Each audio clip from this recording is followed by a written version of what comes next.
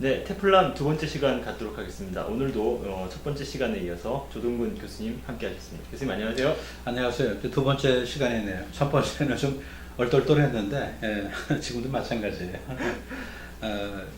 그냥 기본적으로 그냥 경제학을 공부한다 생각하세요. 뭐 이렇게 이제 문제를 푼다 이렇게 하면 좀 따분한데 문제도 풀고 경제학도 공부하시고 이렇게 양수겹장으로 이제 생각하시면 되겠습니다. 그리고 앞으로 한 10회 정도를 이렇게 이제 그 테플람을 진행을 하겠습니다. 그러고 나서 이 바른사회에 이제 경제학 전공하시는 분이 많이 계시거든요. 네. 그래서 이제 그런 분들이 협찬을 이제 지식 기부를 받아가지고 꾸준히 이렇게 이제 우리가 경제학을 공부하는 그런 이제 테플람이 되도록 하겠습니다. 그 남자는 이제 많이 바뀝니다. 1남, 2남, 3남, 4남 이렇게 이제 좀 바뀔 수 있습니다. 네. 오늘 좀 문제 네. 뭐를 볼까요? 네. 오늘은 이제 한 10문제 정도를 풀어보도록 네. 하겠습니다. 네. 먼저 29번 문제인데요. 네. 실업률을 낮추는 것은 경제에 바람직한 효과를 가지고 오는 경우도 있지만 경제의 비효율성을 오히려 높이는 경우도 있다. 자, 이 중에서 실업률에는 긍정적 영향을 미치지만 반대로 경제의 비효율성이 높아지는 경우 어떤 게 있을까요, 대표님? 근데 기본적으로 세상에 거저는 없잖아요. 그러니까 실업률을 낮추는 건 좋은데 실업률을 이제 억지로 낮추다 보면 경제 비효율이 커지는 경우 있죠. 그래서 그런 어떤 트레이드오프를 얘기하는 겁니다. 그래서 이게 자연스럽게 기업이 뭐 생산 활동을 증가시키면서 그 다음에 이제 원래 뭐 그 고용 자체는 파생 수요이기 때문에 가장 이제 좋은 건데 정부가 개입하면은 사실은 고용률을 높이기 위해서 고용률이 높아지는 것 이상의 비용을 지불할 수가 있잖아요. 네, 그래서 요거는 그런 점에서 상당히 이제 좋은 그 시사를 하는 문제 같아요. 네. 바꿔 말하면 이제 실업률을 낮추기 위해서 이것저것 다 한다. 뭐 솔직히 뭐 그 정부에서 뭐 그 시간제 일자리 같은 것도 보면은 자칫하면 경제 전체 효율을 낮출 수가 있거든요. 네, 그렇습니다. 그래서 이제 여기 보기가 있는데 하나씩 뭐 이렇게 봅시다. 네. 네, 보면은 그 정확히 보면은요, 실업률에는 긍정적 영향을 미치지만, 즉 실업률을 낮추지만은 경제 비효율성을 높이는 경우를 이제 물어보는 거거든요. 그래서 거기에 이제 적합한 보기를 찾아야 되는데, 1번이 뭐냐면은 저소득층을 위해서 최저임금제를 도입한다. 이건 조금 핀트가 조금 나죠, 보면. 그렇죠, 요거는. 그래서 이제 사실은 이제 그 최저임금제를 도입하는 거는 좋은데, 이거는 그 저소득층에게 그 실업의 위협이 될 수가 있어요. 네. 그래서 이거는 좀 논의를 해야 될 것 같고요. 그 다음에 이제 그 실업자의 복지를 위해서 실업급여를 도입한다. 복지를 위해서 실업급여를 도입하는 건 맞는데, 이것도 사실은 실업률을 어떻게 보면은 낮추는 데는 도움이 안 되는 거죠. 그러니까 이제 방이 따뜻하면 사람 바깥으로 나오지 않는 그런 거거든요, 보면은. 그래서 이제 그렇게 이제 해당이 되고요. 그 다음에 세 번째, 실업자에 대한 교육을 제공해서 전직을 돕는다. 이것도 뭐 그 자체는 맞는 얘기인데, 실업률에 긍정적이지만은 경제 비효율성을 높이는 거, 거기에 딱 매칭은 안 되는 보기 같아요, 이건요. 네. 그 다음에 이제 네 번째, 정부가 웹페이지를 운영해서 민간에서의 구인 정보를 제공한다. 뭐 이것도 사실은 뭐 큰 저거죠. 부정적인 영향은 없는 거죠. 그러니까 여기 문제가 뭐냐면 경제 비효율을 높이는 그런 경우를 묻는 거니까 여기도 4번 보기도 문제에는 해당이 안 됩니다. 그 다음에 이제 마지막 이제 보기 남았는데 이거밖에 없겠네요. 그래서 4개가 아니니까 이제 5번인데 곤경에 빠진 기업이 고용을 유지하도록 고용 유지에 보조금을 제공한다. 이게 이제 정확한 얘기가 되죠. 그러니까 이제 고용을 유지하도록 그럼 이제 그 고용이 유지가 되니까 실업률은 이제 관리가 되잖아요. 네. 하지만은 실업률을 관리하기 위해서 한 개 기업에게 사실은 정부가 자원을 쏟아붓는 거죠. 그렇기 때문에 경제 비효율성을 높이는 겁니다. 그래갖고 5번이 이것이 정확하게 이 문제의 해답이 되겠습니다. 네. 네, 다음은 41번 문제입니다. 다음은 2009년 11월 30일 북한이 단행한 화폐개혁 조치와 그것에 예상되는 파급 효과에 대한 설명이다. 사실과 다른 것은 어떤 게 있을까요?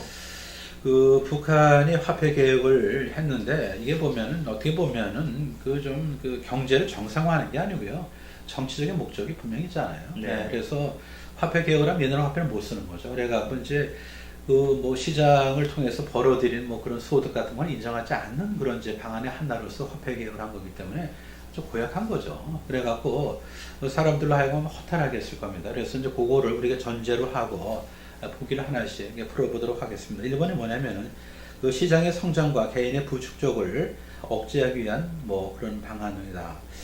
뭐 그 사실 맞는 거죠. 근데 여기서는 사실과 다른 것을 갖다 물어보는 거니까 1번은 현재로서는 맞습니다. 그러니까 이제 부의 축적을 갖다 막기 위해서 이제 정치적인 목적으로 단행됐다 이렇게 보는 거고요. 그 다음에 두 번째가 북한 권력의 불안정을 초래하는 것을 방지하기 위한 조치이다.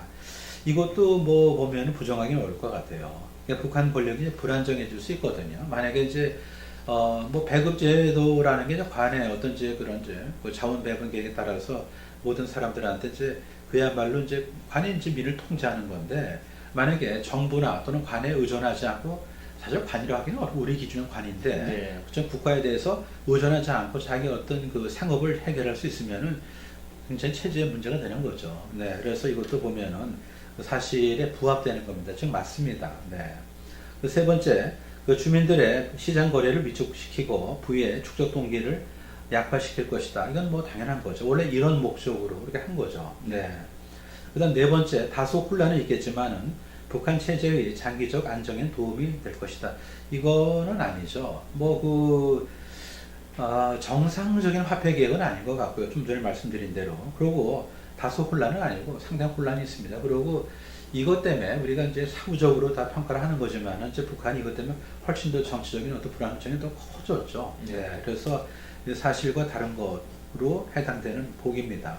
그 다음에 마지막 보기가 화폐 단위를 축소한 것이므로 화폐 환상 때문에 인플레이션이 발생할 것이다. 이거는 맞습니다. 그러니까 그 100분의 1을 줄였다 하면은 사실 순식간에 100배의 어떤 뭐랄까 이제 화폐 가치 올라간 건데, 그래서 사람들이 못 느끼거든요, 보면요. 그러니까 이제 우리도 한번 가정을 해보자고요. 우리가 이제 1,000원짜리 갖다가 이제 1원 낮췄다 생각하면 1원이 사실 1,000원인데 네. 머릿속에는 아직도 1원이거든요. 네, 그러니까 보면은 이제 이게 일종의 어떤 잔상 효과라고 봐야 되는 거죠. 그래서 이제 화폐 환상 때문에 인플레이션이 이제 부추겨지는 그런 측면이 있습니다. 그래서 사실에 부합되는 거죠. 네, 그렇습니다. 다음은 48번 문제입니다. 금융위기 후 글로벌 금융시장이 회복되고 경기가 개선되고 있다는 신호로 해석하기 어려운 것은? 그 금융위기가 이제 어느 정도 진정되면은요, 금융시장은 이제 정상을 찾을 거고, 그 다음에 이제 경기도 개선될 거 아닙니까? 그러면 네. 이제 여러 가지 신호가 나타나는데, 그 신호를 제대로 해석하고 있는가를 이제 판단하는 이제 독자나 또는 수험생이 그 신호를 제대로 판단하는지 여부를 판별하는 문제로 보면 되겠습니다. 거꾸로 요거는 좀 5번부터 좀 해야 될 것 같습니다. 네. 네, 그래서 5번을 보면요, 사모펀드에 기업 인수 합병에 대한 은행 대출이 늘어난다. 이거는 맞죠. 그러니까 이제 경기가 개선되고 있기 때문에 그동안 이제 움츠렸던 것이 펴지는 거잖아요. 그럼 이제 사모펀드가 이 정도는 좋은 기업에 대해서 M&A를 갖다 이제 할 때 은행에서 대출이 늘어날 수 있는 거죠. 따라서 이거는 이제 경기가 개선되고 있다는 신호로 해석하기 적합한 예가 되겠습니다. 네. 그다음 네 번째 보면요, 거기에 그 신용 부도 스왑 후에 가산 금리가 떨어진다. CDS는 아시겠지만 이제 부도를 대비해서 프리미엄을 지급하는 거죠. 보험으로 생각하면 되겠습니다. 그러니까 이제 경기가 이제 개선되니까 이제 부도 위험이 낮아지겠죠. 따라서 그 리스크 프리미엄도 낮아지는 거죠. 네, 그렇게 보면 됩니다. 그러니까 가산 금리가 떨어지는 것, 이건 이제 제대로 해석이 된 거고요. 그 다음에 투기 등급 채권, 정부본드라고 그러죠. 이 발행이 늘어난다. 그렇죠. 이것도 일단 이제 경기 개선되는 것보다도 금융시장이 이제 회복되면서, 예전에 이게 경기가 아주 어려울 때, 그 다음에 또 이제 금융시장 불안전할 때, 이 투기 등급 채권이 소화가 되겠어요? 안 되죠. 네, 그러니까 이제 뭔가 형편이 나아지니까 이제 비로소 이제 이런 이제 정부본드가 이제 세상의 모습을 드러내는 거죠. 그래갖고 여기에 보다시피 발행이 늘어나는 건 맞습니다. 일단 두 번째를 보시면은 그 회사채 신용 스프레드가 줄어든다로 되어 있는데, 그 회사채 신용 스프레드, 그러니까 신용 스프레드는 뭐냐면 우리가 스프레드는 얇게 피는 걸 말하잖아요. 네. 그래서 이제 장단기 국제 금리 차이라든지, 그죠? 안전자산하고 그다음에 이제 사채의 어떤 이제 금리 차 이걸 얘기하는데, 경기가 좋아지면은 아무래도 그 신용 스프레드는 줄어드는 게 맞죠. 그렇죠. 네, 그래서 이것도 맞고요. 그 다음에 1번은 거꾸로 한 게 1번이 바로 정답이에요. 그래서 처음부터 정답을 말씀드리기 좀 어려워서는 건데, 미국채 발행이 늘어난다. 미국채 발행이 늘어나는 뭐죠? 이거는 국채 발행이 늘어나는 건 정부에서 지출을 늘리겠다는 거 아니에요. 네. 그러니까 이거는 사실은 이제 금융시장이 이제 회복되고 경기가 개선되는 거하고 이제 관계없는 거죠. 그래서 이거는 이제 경기 나빠졌을 때 실물 경기를 갖다 진작시키기 위해서 돈을 뿌려야 되는데, 그게 마땅치 않으니까 국채를 발행해서 현금화 해갖고 뭐 이제 정부 지출 늘리는 그런 거니까 여기서는 이제 1번이 이 신호를 해석되기 어려운 것으로서의 이제 답이 되겠습니다. 네. 다음 문제는 조금 복잡한 문제입니다. 49번 문제. 혜경이와 정준은 리포트를 함께 쓰기로 했다. 그런데 두 사람의 공동 작업은 다음과 같은 결과를 가져온다고 한다. 기역, 함께 열심히 쓰는 경우 둘 다 수를 받고 80의 행복을 느낀다. 니은, 한 사람은 열심히, 다른 한 사람은 대충 쓰는 경우 모두 우를 받고 50의 행복을 느낀다. 디귿, 함께 대충 쓰는 경우 모두 미를 받고 15의 행복을 느낀다. 리을, 열심히 쓸 경우에는 40의 비용이 발생하며 대충 쓰면 비용이 없다.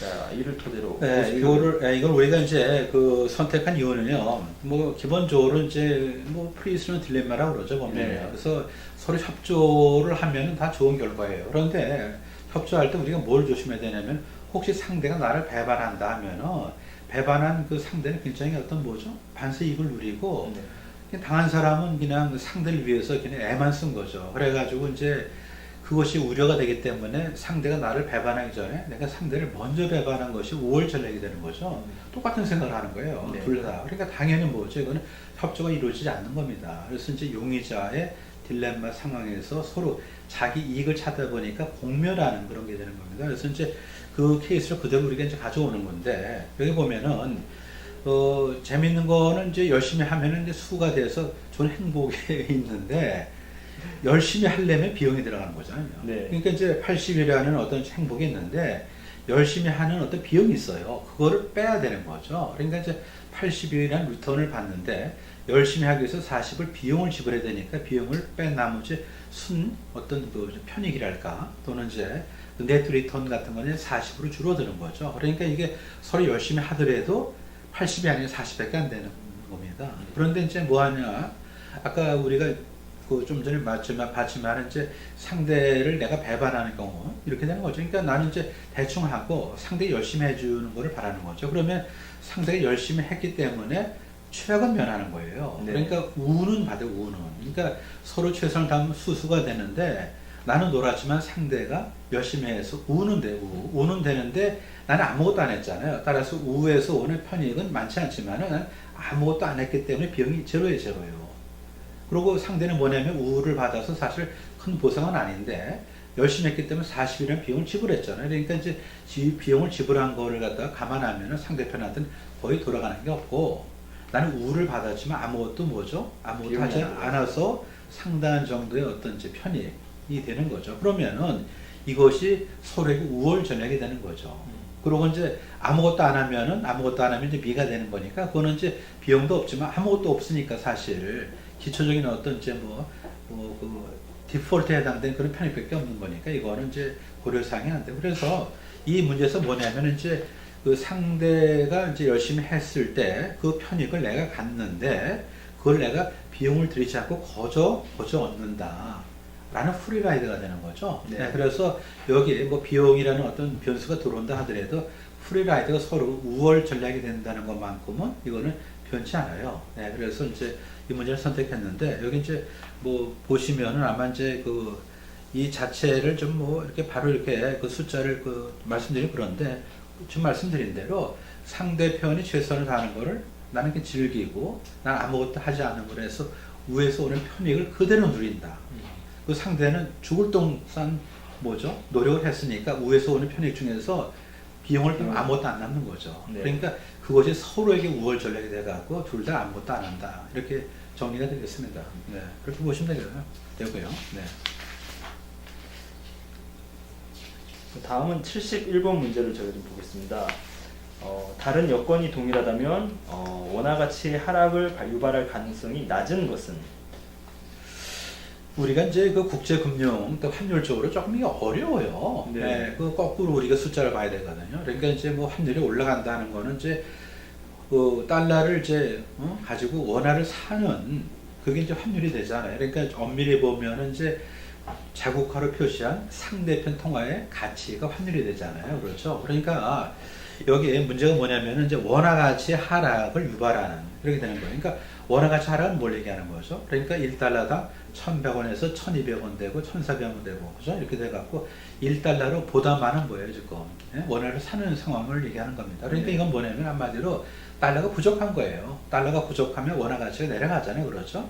달러 가치가 절상되니까. 그러면은 여기에 원화 가치 하락을 유발하는 가능성 낮은 것 이거를 고르는 게 되겠습니다. 그럼 여기 1번부터 보면은요. 이 선박 수출이 감소. 그러니까 수출이 감소는 달러가 부족하잖아요. 네. 달러가 부족하면은 아무래도 원화 가치가 뭐죠? 달러가 귀하니까 달러 가치가 올라가고 원화 가치 내려오잖아요. 네, 그렇게 봐야 되고. 그 다음에 상품 수입이 증가된다. 이것도 마찬가지죠. 결제를 우리가 원화로 할 수 없으니까 달러가 필요하잖아요. 그렇죠? 달러가 부족해지는 거죠. 그러니까 달러 부족하니까 원화 가치가 뭐죠? 여기도 똑같이 이제 하락하는 거죠. 원화 가치가 떨어지는 겁니다. 그 세 번째, 외화 차입금 만기 도래분이 증가했다. 외화 차입금 만기 도래분. 역시 뭐죠? 달러를 결제해야 되니까. 네. 달러가 더 필요한 거죠. 그래서 부족해진 달러. 이것이 원화 가치를 갖다가 이제 그 하락시키는 거죠. 그 다음 네 번째, 해외 투자자에 대한 현금 배당의 증가. 그러니까 해외 투자자에게 현금 배당할 때 원화로 줄 수는 없는 거 아니에요. 그렇죠? 역시 달러가 필요한 거죠. 그러니까 상품을 수입한다든지 빚진 거를 갚는다든지 그렇죠? 이런 식으로 또는 뭐죠? 현금 배당을 한다든지 전부 다 달러가 필요한 거기 때문에 달러가 필요하면은 그만큼 뭐죠? 원화 가치가 이제 그 내려오는 거죠. 그렇죠? 네.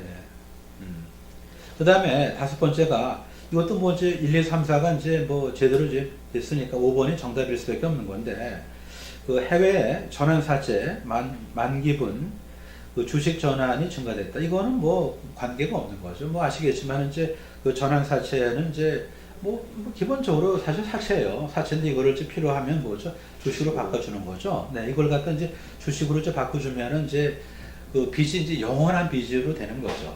주식은 만기가 없으니까. 네. 그래서 이건 뭐 이 문제하고는 관계없어서 종합해드리면은 원화 가치 하락을 유발한다. 원화 가치 하락이다. 아, 달러가 부족하다. 이렇게 생각하면 되는 거죠. 그래서 달러가 왜 부족하죠? 뭐 상품을 갖다가 사온다든지, 그죠? 또 수출이 준다든지, 또는 이제 빚을 갖다가 갚는다든지, 현금 배당 드린다든지, 이런 것들 전부 다 여기 이제 해당이 되겠습니다. 네. 75번 문제입니다. 불확실한 현실의 시장에서 가격이 쌀 때든 비쌀 때든 언제나 물건이 부족한 현상이 일어날 수 있다. 실제로 똑같은 상품이 어떤 곳에서는 부족한데 어떤 곳에서는 남아돌기도 한다. 이런 과부족은 빠르게 없어질수록 좋다. 우리가 사람들이 가지고 있는 자원이 다른 곳에서 낭비되기보다 가장 필요한 곳에 빠르고 효과적으로 전달되기를 원한다. 다음 중 이 과정이 잘 진행되도록 돕는 사람이 아닌 것은? 네, 근데 이거는 이제 그 시장에서 어떤 뭐랄까 아비트라지에 대한 그런 얘기라는 거죠. 차익거래에 대한. 네, 그래서 뭐 똑같은 청바지가 신촌하고 청량이 다를 수 있어요. 일물이가 법칙은 사실 아주 균형으로서 같아지는 거거든요. 그러면은 똑같은 청바지가 홍대가 비싸단 말이에요. 사람들이 이제 뭐 대단한 줄 알고 그렇잖아. 그러면은 청량이 싸잖아. 그럼 어떻게 하면 되겠어요? 청년이 청 사다가 비싼 데 파는 파는 거죠. 그렇게 하면은 이제 이쪽은 청량 싸니까 수요가 보강되잖아요. 그렇죠. 네. 보강되니까 이제 가격이 올라가는 거고 이쪽은 이제 사람들이 찾지만은 여기서 사다가 다시 공급을 늘리기 때문에 뭐죠? 공급이 늘어가고 가격이 내려가니까 한쪽에서는 뭐예요? 지금 어느 정도 이제 낮은 쪽에서는 올라가는 경향, 높은 쪽은 내려가는 경향이죠. 그러니까 일물일가 법칙이라는 것이 사실 누가 시킨 게 아니에요. 그 차익 거래를 갖다 보고 움직이는 기민한 사람들이 있으니까 어디 가도 상관없어요. 옛날 같으면 어디가 쌀까라고 생각했는데 만약 차익 거래 없으면은 다 달러 값이 말이죠. 네. 얼마나 피곤하겠어요 보면요. 근데 지금 그게 아니고 어디 가더라도 비슷하다. 그 왜 그럴까요? 좀 차익 거래에 있기 때문에 그렇죠. 그 차익 거래를 갖다 모티브로 하는 그런 이제 상인들, 그죠? 그러면은 여기에 쭉 보시면은 뭐 투기적 수요자, 그다음 중간 유통업자, 지역 소매상, 이윤 추구 기업가 전부 다 뭡니까 이게 차익 거래하는 그런 쪽이죠. 근데 정부 배급 기관은 이제 관심이 없죠. 사실은 이제 이거 자기 이익을 위해서 하는 게 아니기 때문에. 그래서 여기 이제 그 전체적으로 보시면은요, 그 플로우의 어떤 컨셉입니다. 보면은 어떻게 정보가 흘러가느냐. 그러니까 정보의 어떤 가치가 뭐죠? 정보를 이용해서 뭐죠? 의사결정 질을 높이면 그 정보 가치가 플러스가 되는 거 아니에요. 그러니까 네. 늘 어디에 값이 차이가 나는가를 그걸 찾는 노력을 하는 것도 다 왜 서치랍니까? 정보를 다 이런 게 있는 거죠. 근데 그러고 또 보면은 그 불확실한 상황에서 그 가격이 쌀 때도 비쌀 때도 늘 물건이 부족하다. 비쌀 때는 뭐야? 비쌀 때는 뭐 그렇지만 이제 쌀 때도 뭐냐면은 지금 그 뭐 이건 뭐 어떻게 보면 그럴까?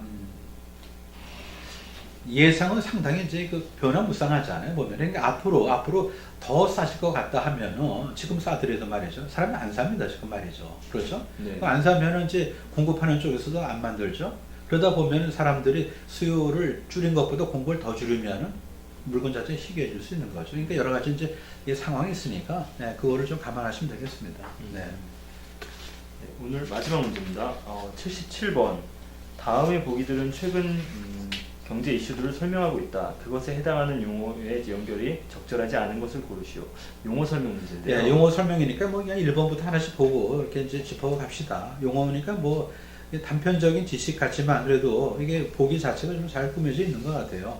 공정거래위원회가 GS 칼텍스, 그 다음에 이완, SOL 등 6개 LPG 공급업체에 가격 담합 혐의로 수천억 원의 과징금을 부과했다.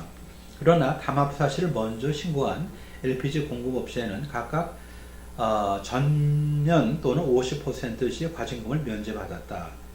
리니언시, 이건 맞습니다. 사실은 뭐 그들 간에 이간질을 시키는 거죠, 보면요.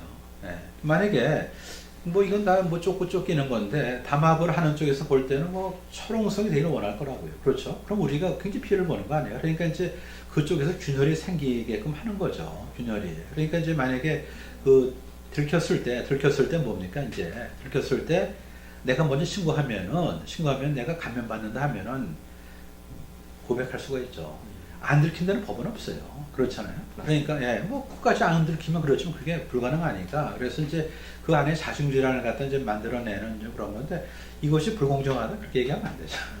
그리고 이제 이런 것도 결국 담합이라는 네, 것이 그렇죠. 내부에서 네, 네. 그 먼저 신고를 하지 않으면 네. 밝히기 어렵기 때문에. 네. 그래서 이제 그 안에 자중질환을 갖다 일으키게 하는 어떤 인센티브를 이제 두는 거라고 보시면 되겠습니다.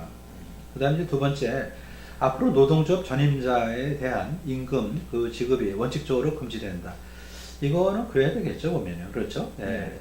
그 전임자라고 뭐 아무것도 안 하고 그러면 안 되죠. 그래서 다만 노조 전임자도 노무 활동과 직접 관련이 있는 업무를 했을 경우에 그에 대한 임금을 지급받게 된다. 이게 이제 타임오프가 되는 거죠.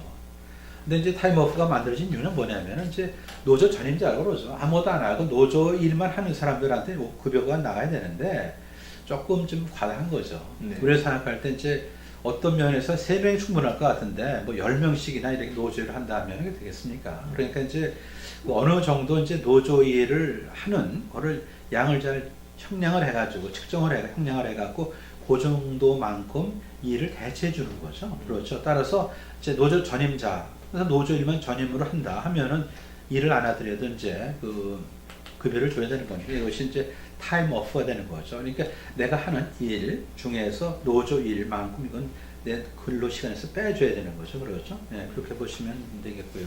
그 다음에 그 중견기업, 특히 수출 등에 주력해서 국민 경제를 실질적으로 뒷받침하고 경제 성장에 기여하는 기업들을 잘 선별해서 중점 지원하고 탄탄한 기업으로 키워야 된다. 이게 히든 챔피언인데 뭐 이 자체는 맞는 것 같아요. 근데 조금 여기 조금 불만스러운 걸 히든 챔피언은 이제 데피니션이죠, 보면. 네. 그러니까 이제 국민 경제에 무슨 도움이 된다 하는 히든 챔피언이 아니고 데피니션이 이제 그 강소 기업이니까 예를 들어서 이제 세계 어떤 시장 점유율 얼마를 이제 차지해야 되고 이제 이런 겁니다. 그러니까 여기서 이제 얘기하는 게 뭐냐면 뭐 대기업뿐만 아니라 틈새를 잘 노려서 그 글로벌 경쟁력 가진 그런 중소기업의 국민 경제에 꼭 필요하다라고 얘기하는 거죠. 따라서 이 전체 볼 때 뭐 틀린 문제는 아니에요. 그러니까 우리 히든 챔피언을 이제 키워야 되겠고요.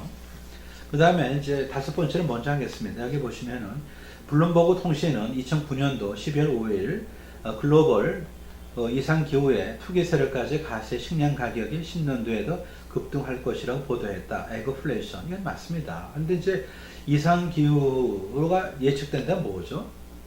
사실은 이게 이제 투기의 어떤 뭡니까 이게 그러니까 뭔가 흉작일 것 같다 하면 미리 뭐 사재는 거 아닙니까 이제 네. 그렇죠 이제 그런데 그거 갖고 부족하니까 외부에서 막 돈이 들어오는 거죠. 그러면 이건 굉장히 좀 뭐 그야말로 이제 기름에 이제 물을 자주 기름에 이제 그 뭐 불을 이제 그 더 땡기는 거니까 이거는 굉장히 조심해야 되는데 이게 에그플레이션이 이제 Ag죠 에그 그러니까 일종의 뭐랄까 농산물 가격이 올라가서 추동되는 인플레이션입니다. 그래서 이제 이게 달걀의 에그가 아니고, 네, 그렇죠. 에그리컬처에 이제 그래서 어떤 뭐 옛날에 뭐 앵커가 참 유명한 그런 분인데 에그플레이션 달걀값이 올랐어요. 이렇게 해가지고 사람들이 하여튼 뭐 박장대소했다고 그러는데 그건 아닌 것 같아요. 그리고 실제로 이게 보면은 이게 그 농산물 가격은 참 예측하기 어려워요. 네. 일기 조건이기 때문에.